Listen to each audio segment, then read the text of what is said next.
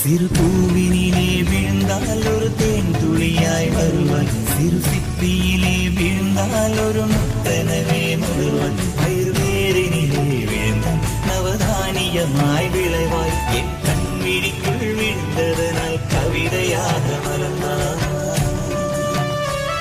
அந்த இயற்கை என்னை படைத்த ஒரு பெரிய ஷவர் இது, அடைந்த வயது கழுந்த பிறகெங்கு நனைவது, இவள் கண்ணி என்பதை இந்த மழை கண்டதென்று சொல்லியது. சக்கரவாகமோ மழையை அருந்துமா, நான் சக்கரவாக பறவையாவேது.